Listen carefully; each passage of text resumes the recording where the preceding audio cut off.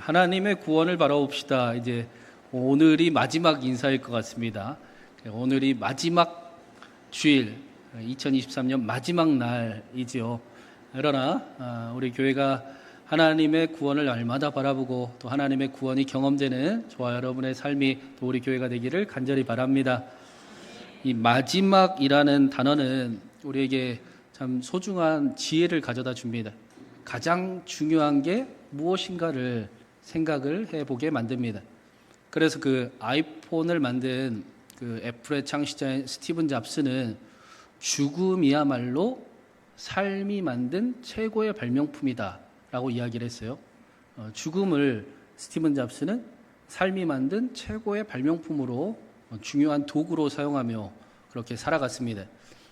정확히 이야기하면 죽음에 대해서 생각하는 것이 자신의 삶을 놀랍게 이끄는 힘이 되고 도구가 된다라고 이야기를 한 거예요. 스티븐 잡스는 아침마다 일어나서 거울에서 자신을 바라보면서 오늘이 만약에 내 인생의 마지막 날이라면, 오늘이 내 인생의 마지막 하루라면 내가 오늘 하는 일을 정말 나는 할 것인가를 항상 생각을 했다라고 합니다. 그리고 자신의 마음속에 소리에 귀를 기울였습니다. 마지막이라는 단어 앞에는 우리가 수많은 그 가치 있게 여기는 것들이 대부분 가치가 없어지게 되고 가장 중요한 것이 무엇인가를 생각하게 만듭니다. 그래서 스티븐 잡스는 자신의 삶에 가장 중요하고 큰 결정을 할 때는 그 죽음, 마지막에 대해서 생각하는 그 중요한 도구로 사용을 했다라고 이야기를 하기도 합니다. 또 그런 이야기를 해요. 죽음을 생각하는 것은 당신이 무엇을 잃어버릴지도 모른다는 그 두려움을 사라지게 만드는 힘이 있습니다. 여러분에게 여러분의 마음을 따라가지 못할 조금의 이유가 없습니다. 여러분의 시간은 한정되어 있으니 여러분의 시간을 빼앗기지 마십시오. 다른 사람의 삶을 사느라고 허비하지도 마시고 다른 사람의 소리를 듣느라고 여러분 내면에 있는 소리를 못 듣지도 마시고 여러분 안에 있는 직감과 여러분의 마음을 따라갈 용기를 가지시기 바랍니다. 그런 이야기를 했습니다. 사랑하는 여러분, 2024년 마지막 날 마지막 주일은 우리에게 정말 소중한 것이 무엇인가를 다시 한번 생각해 보게 만듭니다. 마지막 날 마지막 주일 하나님께서 우리에게 주신 말씀은 초대교회가 기도하는 모습을 우리에게 보여주고 있습니다. 하나님께서 새해 첫 시작을 하나님의 구원을 바라보라 라고 말씀을 하셨는데 이제 마지막을 우리 신광교회 기도하는 삶을 완성해 가시는 것 같습니다.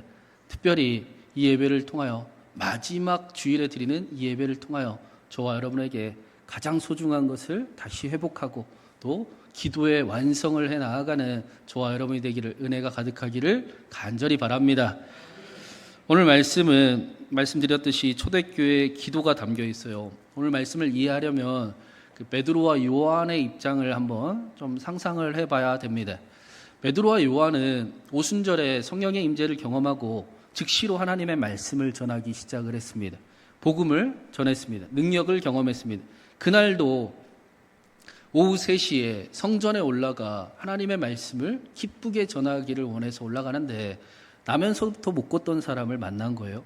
은과금은 없으나 내게 있는 나사렛 예수 그리스도의 이름으로 일어나 걸어라 하니 그가 일어나 하나님을 찬양하는 모습을 보았습니다. 얼마나 감격스럽고 얼마나 기쁜지 많은 사람에게 이 일이 어떻게 된 일인지 전하니 사람들이 남자만 5,000명이 넘게 모였다라고 말씀을 했습니다. 여러분 지금처럼 음향시설이 없는 그 시대에 5,000명이 넘는 그것도 야외에서 복음을 전해야 한다면 아마도 요한과 베드로는 자신의 있는 힘을 다해 소리를 할 수 있는 대로 지르면서 복음을 전했을 것입니다. 자신의 힘이 다 빠질 정도로 그 복음을 전했을 것입니다. 그런데 그러다가 잡혀간 거예요. 붙들려 갔습니다. 감옥에 갇혔습니다. 갑자기 감옥에 갇혔으니 그들이 그날 밤에 제대로 잘 쓸 리는 전혀 없습니다. 그리고는 이튿날 일어나 재판장에 끌려갔습니다. 요한과 베드로는 이 재판장을 설교단으로 바꾸어 버렸습니다. 그러나 그 일은 쉽지 않았을 것입니다. 거짓 신문이 가득한 그곳에 예수 그리스도를 전하는 것은 쉬운 일은 아니었습니다. 목숨을 걸고 사력을 다해 자신들이 할 수 있는 최선의 일을 다해 재판장을 설교단으로 바꾸었습니다. 유대 권력자들은 그 모습을 보며 베드로와 요한을 협박을 했습니다. 도저히 말이 안 통하자 정회하고 또다시 지독한 협박을 하고 그들을 결국에는 풀어주었습니다. 요한과 베드로 두 사람은 당연히 이제 지칠 대로 지쳤을 것입니다. 오늘이 딱 그 상황인 겁니다. 목숨을 걸고 있는 힘을 다해 예수 그리스도를 전하고 나서 이제는 도저히 힘이 하나도 남아있지 않은 그 상태. 이런 상황이라면 자연스럽게 가장 힘을 얻을 수 있는 곳, 자신들을 위로하고 다시 힘이 나게 하는 곳을 향해 갔을 것입니다. 오늘 말씀에 너무나 지쳐서 이제는 정말 자기 자신을 챙겨야 될 때 이 두 사도가 어디를 갔는지 23절에 나오고 있습니다. 우리 23절과 24절을 한번 같이 읽어보겠습니다. 23절, 24절입니다. 사도들이 노임에 그 동료에게 가서 제사장들과 장로들의 말을 다 알리니 그들이 듣고 한 마음으로 하나님께 소리 높여 이르되 대주제여 천지와 바다와 그 가운데 만물을 지으신 이시오. 지칠 대로 지친 두 사도가 가장 먼저 찾아간 곳은 자신들을 위로해 줄 수 있고 또 자신들에게 위로 힘을 줄 수 있는 자신들의 공동체였습니다. 교회를 찾아갔습니다. 두 사도에게 교회는 가장 기쁨이 되는 곳, 가장 힘을 얻을 수 있는 곳, 가장 힘이 되는 곳이 바로 교회였습니다. 믿음의 동료들의 위로가 있는 곳, 자신들을 지친 자신들을 위로해주고 다시 일어날 수 있게 소망을 꿈꿀 수 있는 곳이 바로 교회였습니다. 마찬가지로 사랑하는 여러분, 저는 저와 여러분에게 우리 신광교회가 이런 곳이 되기를 간절히 바랍니다. 우리의 영혼을 다시 살릴 수 있는 곳, 우리의 영혼을 다시 위로받을 수 있는 곳, 지치고 힘든 우리의 마음이 다시 힘을 얻어 꿈을 꿀 수 있는 곳, 다시 하나님의 나라를 꿈꾸게 하는 곳이 신광교회가 되기를 간절히 바랍니다. 저는 우리 교회가 저와 여러분에게 힘이 되고 기쁨이 되어감을 믿습니다. 바라기는 점점 더 우리에게 힘이 되고 더 사랑하는 공동체가 되고 찾는 이로 하여금 위로를 받을 수 있는 소망이 넘치는 그런 예수 그리스도를 나타내는 공동체를 함께 만들어가기를 간절히 바랍니다. 그럼 우리 교회를 통해 하나님의 놀라운 일이 저와 여러분에게, 우리의 가정에, 이곳에 방문하는 함께하는 모든 이들에게 가득하기를 주님의 이름으로 축원합니다. 그리고 그렇게 지칠 대로 지친 베드로와 요한의 이야기를 들은 교회는 가장 먼저 무슨 일을 했는가? 함께 모여 하나님께 기도하기를 시작을 했습니다. 두 사도와 사도들과 교회에게 그 교회 공동체 자체가 기쁨이었지만 또 한 가지 하나님께 기도하는 일은 교회에게 큰 기쁨이었고 소망이었습니다. 교회에게 기도가 기쁨이었습니다. 예수님께서도 교회를 보고 기도하는 집이다라고 말씀을 하셨습니다. 무슨 말씀입니까? 하나님을 만날 수 있는 집, 하나님과 대화할 수 있는 집, 하나님의 살아계심을, 응답을 경험하는 집이다라고 말씀하신 것입니다. 마찬가지로 초대교회는 예수님을 통해 하나님이 자신들을 어떻게 생각하는지를 분명하게 알았습니다. 하나님이 절대로 자신들을 포기하지 않으시고 지금도 붙잡고 사랑하심을 알고 있었습니다. 그러니 사랑하는 하나님이 자신들의 기도를 안 들으실 리가 없고 자신들의 기도에 응답하지 않으실 리가 없습니다. 초대교회는 자신들의 기도를 하나님이 반드시 들으시고 응답하심을 확신하는 곳이었습니다. 초대교회는 예수님의 이름으로 기도하는 것이 무엇인지를 정확히 아는 곳이었습니다. 초대교회는 은과금은 없지만 나사렛 예수 그리스도의 능력이 있음을 분명하게 경험한 곳이었습니다. 그러니 기도가 기쁠 수밖에 없습니다. 억지로 행하지 않습니다. 소망 없이 기도하지 않습니다. 하나님이 들으심이 분명하기 때문입니다. 하나님이 응답하고 계심이 분명하기 때문입니다. 두려운 일이 있고 해결할 수 없는 일이 있지만 그래서 자신들에게는 방법이 없어도 하나님께는 방법이 있음을 분명히 알고 있기 때문입니다. F.B. 마이어 목사님은 그래서 살아가면서 가장 비극적인 일은 응답되지 않는 기도가 아니라 구하지 않는 기도다라고 이야기를 했습니다. 그리고 초대교회가 오늘 말씀에 기도할 때 보니까 하나님을 대주제여라고 부르고 있습니다. 우리가 기도할 때 하나님을 부르면서 기도를 시작하는데 하나님을 어떻게 부르는가는 굉장히 중요합니다. 우리의 모든 기도가 거기서 결정이 되기 때문입니다. 우리가 어떤 하나님을 바라보며 기도하는가, 우리가 기도하는 하나님, 우리의 기도를 들으시는 하나님이 어떤 분이신가에 따라 우리의 기도가 전부 결정나기 때문입니다. 대주제자라는 단어는 절대로 도전할 수 없는 권세를 가진 통치자, 소유자라는 뜻입니다. 산헤드린 공회가 사도들에게 겁을 주고 다시는 예수를 전하지 말아라 라고 협박하고 살해의 위협을 했지만 그들이 두려워하지 않는 이유는 사도든 교회는 이 세상을 다스리시는 분이 누구신지를 분명히 알고 있었기 때문입니다. 초대교회는 유대 권력자보다 훨씬 더 높은 권세를 가지신 분을 알고 있었습니다. 당시 사람들은 온 세상이 로마 황제가 통치하고 로마가 다스리고 유대 권력자들에 의해 좌지우지된다라고 생각을 했습니다. 그게 상식이었습니다. 그러나 초대교회는 그렇지 않았습니다. 제가 여러 번 말씀드렸는데 로마 시대의 동전에 물 위를 걷는 로마 황제 그림이 새겨져 있지 않습니까? 고대 시대에는 물 위를 걷는 그 모습이 바다를 다스리시는 신, 바다를, 자연을 지배하는 신, 세상을 지배하고 압도하는 하나님을 의미하는 그런 모양이었습니다. 그러나 초대교회는 로마 황제나 유대 권력자들이 이러한 능력을 통치를 하는 분이 아니고 분명히 누가 이 세상을 다스리는지를 확신하고 있었습니다. 이들은 예수 그리스도를 만났습니다. 물 위를 걸으시는 예수님을 보았습니다. 풍랑을 잠잠케 하시는 하나님을 만났습니다. 죽었다가 3일 만에 부활하시고 죽음의 권세를 깨뜨리시고 하늘로 올라가 보좌에 앉아 이 땅을 다스리시는 하나님을 보았습니다. 그래서 24절에 초대교회는 대주제여 천지와 바다와 그 가운데 만물을 지으신 이시오라고 하나님을 고백합니다. 하나님이 온 세상을 만드셨습니다. 하나님이 온 세상을 다스리십니다. 그것을 우리가 죽은 자도 살리시는 그 일을, 세상을 다스리시는 그 일을, 세상의 만왕의 왕이신 그 일을 예수 그리스도를 통해 보았고 만졌고 들었습니다. 그렇게 고백하는 것입니다. 초대교회에게 예수님의 부활과 승천을 믿는다라는 것은 예수님의 권세와 예수님께서 이 땅을 다스리심을 믿는다라는 뜻이었습니다.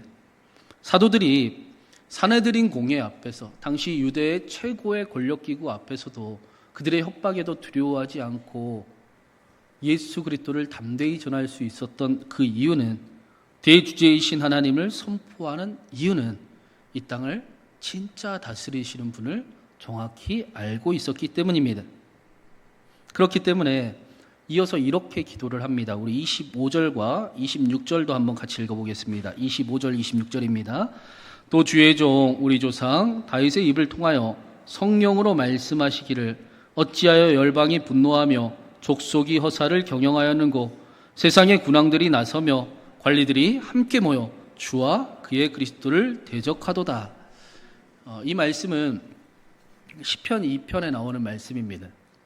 그런데 오늘 말씀에 사도들이, 교회가 고백하기를 하나님께서 이미 시편 2편에 다윗의 입을 통하여 성령께서 말씀하시기를 세상의 그 헛된 것들, 나라들이 헛된 것을 이루기를 원하고 세상의 권세와 세상의 권력이 세상을 다스리는 것 같아 보이지만 그들이 하나님과 하나님이 보내신 그리스도를 대적하고 있지만 그 일은 이미 하나님께서 예정하신 일이었다. 이미 하나님이 알고 계신 일이었다라고 말씀하는 것입니다. 다시 말하면 예수님께서 헤롯과 본디오 빌라도에게 십자가에 달려 죽으셨는데, 고난을 받으셨는데, 그 일 역시도 하나님의 권능과 하나님의 뜻 안에 이루어진 일이라는 것입니다. 이 일을 27절, 28절에 말씀하면서 28절에 이런 단어를 써요. 하나님께서 예정하신 일이다. 어떤 사람들은 하나님께서 예정하셨다라고 하면 운명론, 순명론이라고 생각을 합니다. 하나님이 다 정해놓으셨으니 어쩔 수 없는 거야. 우리가 애써봤자 필요가 없어. 그렇게 이해를 하는 사람들이 있습니다. 마치 사주팔자 보듯이 성경을 이해하는 사람들이 있습니다. 그런데 그런 의미가 아닙니다. 하나님이 예정하셨다라는 뜻은 하나님이 지금도 다스리고 계신다는 것입니다. 하나님이 예정하셨다라는 것은 하나님의 손 안에서 이루어지는 일이다라는 것입니다. 하나님께서 손 안에서 하나님의 그 일 안에, 하나님의 뜻 안에 이루어지는 일이다. 우리의 고난을 당하는 것도 하나님의 손 안에 있습니다. 우리가 때로는 어려움을 당하는 것도 하나님의 손 안에 있습니다. 하나님께서 세상을 다스리십니다. 세상을 다스리시는 분은 하나님이십니다. 라는 고백이 바로 예정하셨다라는 고백입니다. 우리가 지난 금요일에 시편 88편을 나눴는데 그 시편 88편에서 시인은 지금 자신이 당하는 고난이 하나님의 손 안에 있는 것을 분명히 알고 있었습니다. 하나님의 예정하신 뜻 안에 자신이 걸어가는 길이었습니다. 그래서 그가 어떻게 기도를 했습니까? 하나님, 그렇기 때문에 나의 기도가 하나님 앞에 이르기를 원합니다. 나의 부르짖음이 하나님께 들리기를 원합니다. 나는 그 구원의 열쇠가 하나님께 있음을 분명히 알고 있습니다. 나는 하나님을 반드시 만나야 되겠습니다. 그렇게 기도했던 것입니다. 예수님께서도 사랑하는 서머나 교회를 향해 너희에게 비록 지금 고난이 있고 시험이 있지만 그러나 여기까지만 10일 동안만 내가 허락한 날까지만 너희가 그 일을 당하게 될 것이다 라고 말씀을 하셨습니다. 모든 일이 예수님의 손 안에 있음을 사랑하는 교회에게 말씀해 주신 것입니다. 오늘 말씀은 바로 이런 고백입니다. 초대교회는 이 땅을 다스리시는 분이 누구신지를 분명히 알고 있었습니다. 그 고백이 대주제이신 하나님이라고 고백합니다. 세상을 다스리는 분이 분명히 누구신지 확신하고 있었습니다.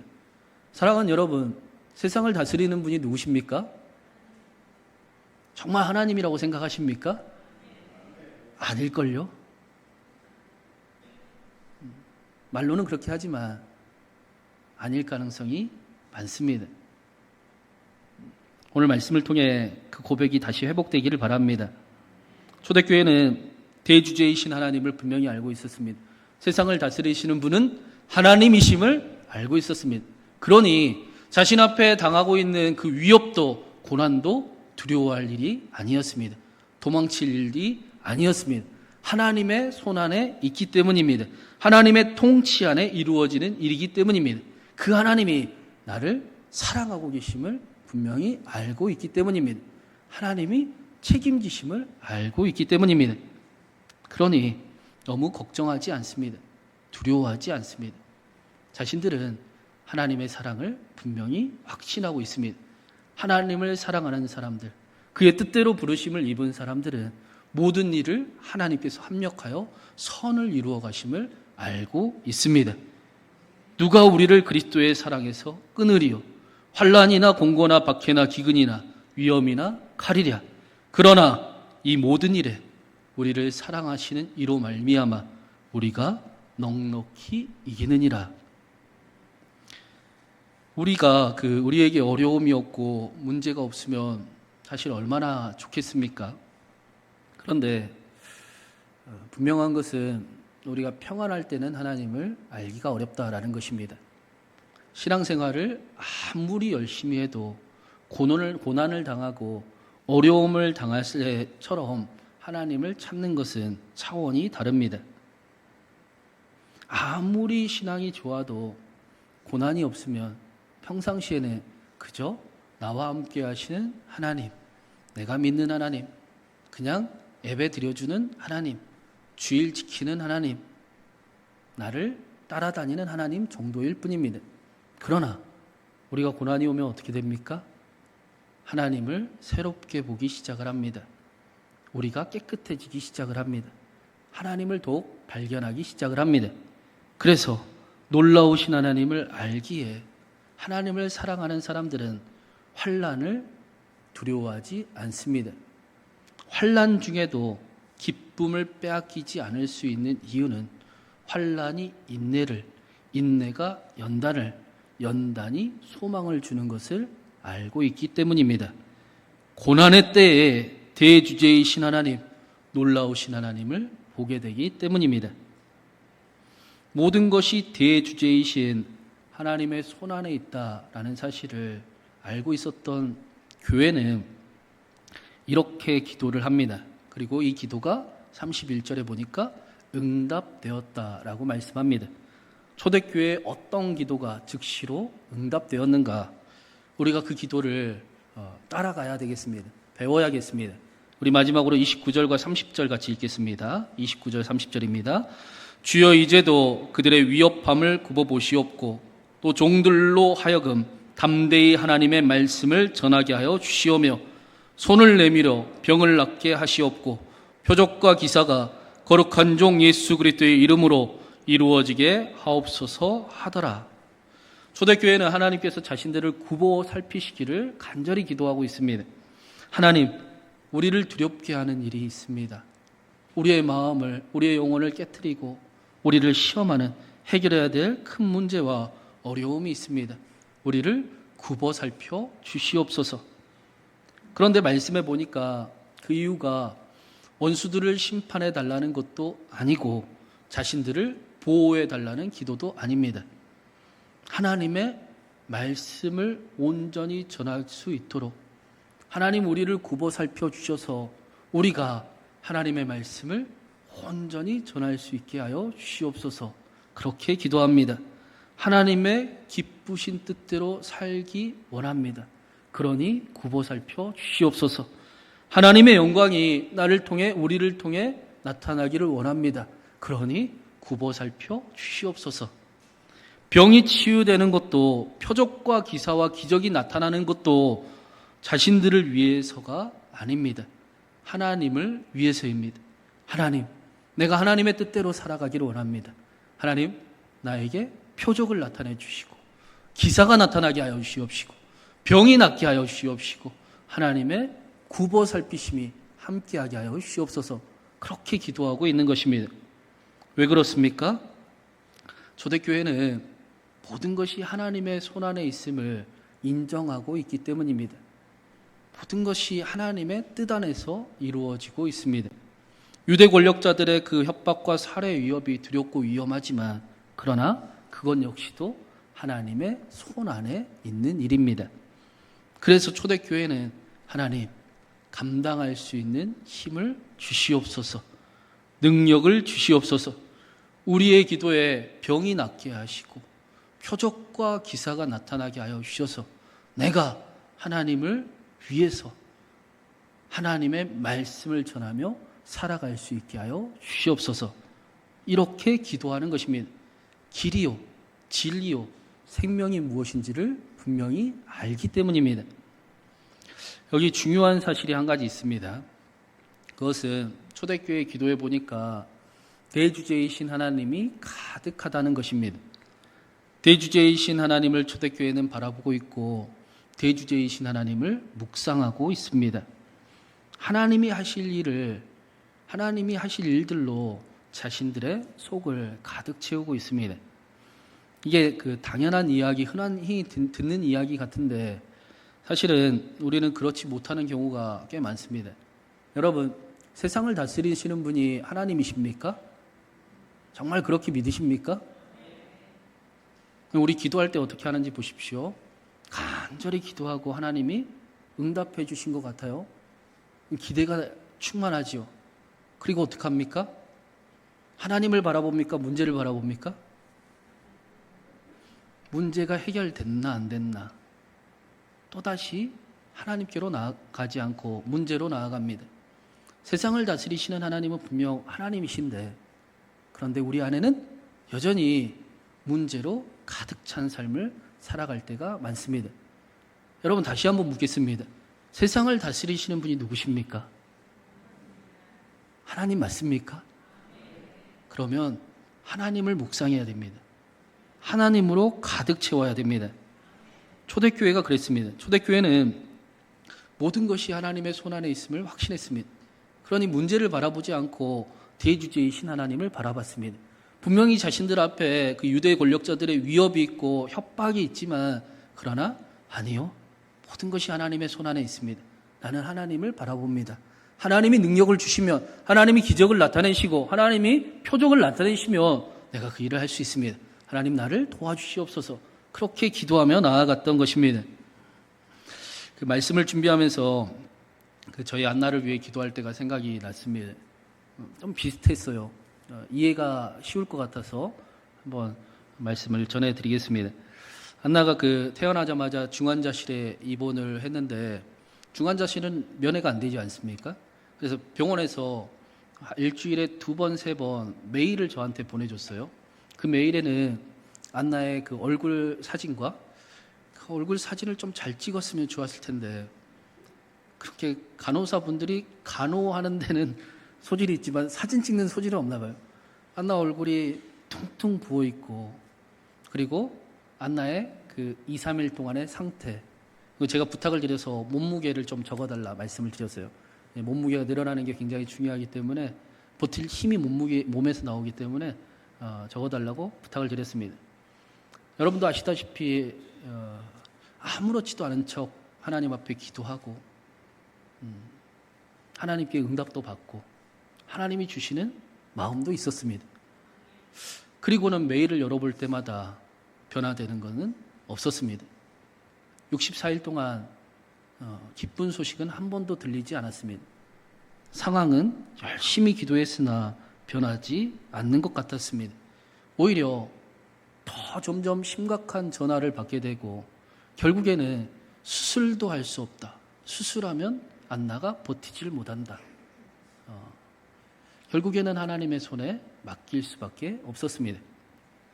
그런데 하나님께서 주시는 마음이 그 소리가 너무나 커서 제 마음을 빼앗기지 않았습니다. 정확하게 이야기하면 마음을 빼앗기지 않으려고 노력을 많이 했습니다. 분명히 상황은 변하지 않았고 문제는 여전히 남아있었고 그 문제는 두려움을 갖게 만들었지만 그러나 하나님 나는 하나님의 약속을 믿습니다. 내 안에 그 문제를 묵상하지 않고 하나님이 약속을 하나님의 하시기를 내가 묵상하겠습니다 하고 마음이 흔들릴 때마다 하나님을 지키고 하나님과 함께 하려고 애를 썼습니다. 그리고 하나님께서는 우리가 잘 알듯이 희귀질환을 고쳐주셨습니다. 수술도 안 했습니다. 그 약속을 지키시는 하나님을 우리에게 보여주셨습니다. 이게 중요한 겁니다. 초대교회는 이 사실을 잘 알고 있었던 것입니다. 우리가 무엇을 묵상하느냐에 따라 그대로 이루어질 것을 알았기에 초대교회는 문제를 묵상하지 않고 두려움을 묵상하지 않고 온 세상을 다스리고 계시는 진짜 다스리시는 하나님을 묵상했습니다. 하나님이 하실 일을 기대했습니다. 하나님의 약속을 그 안에 품었습니다. 마음을 빼앗기지 않으려고 함께 모여 기도했습니다. 대신에 대주제이신 하나님, 병을 낫게 하시고 내 기도에 기사와 표적과 능력이 나타나게 하여 주시옵소서. 내가 하나님을 아는데, 하나님이 세상을 다스리시는 것을 내가 아는데 그 하나님을 전하기를 원합니다. 그 하나님을 나타내기를 원합니다. 하나님의 영광이 나타나기를 간절히 원합니다. 하나님과 하나님이 하실 일만 묵상하며 나아갔던 것입니다. 그리고 우리는 실제로 이제 계속해서 사도들을 통해 하나님께서 행하신 일들을 보게 될 것입니다. 사랑하는 여러분, 우리가 믿는 하나님이 대주제이신 하나님이십니다. 하나님이 다스리십니다. 하나님께 열쇠가 있습니다. 저는 지난 금요일에 그런 기도를 드렸어요. 예배 드리는 척하는 성도 한 명도 없이, 성전 뜰만 밟고 가는 성도 한 명도 없이 예배 시간에 전부 다 하나님 만나게 하여 주시옵소서. 구원의 하나님을 보게 하여 주시옵소서. 그 하나님을 알게 하여 주시옵소서. 그 하나님과 함께 병도 낫게 하시고 치유와 역사와 표적도 나타나게 하여 주시옵소서. 그렇게 신광행전을 써나가는 저와 여러분 되기를 간절히 바랍니다. 하나님께서 이 시간에 저와 여러분을 선한 능력으로 감싸 안으시고 우리의 기도에 하나님의 놀라운 일을 이루셔서 하나님이 대주제이심을, 하나님의 하나님 되심을 전하고 나타내는, 회복시키는 저와 여러분 되기를 주님의 이름으로 축원합니다.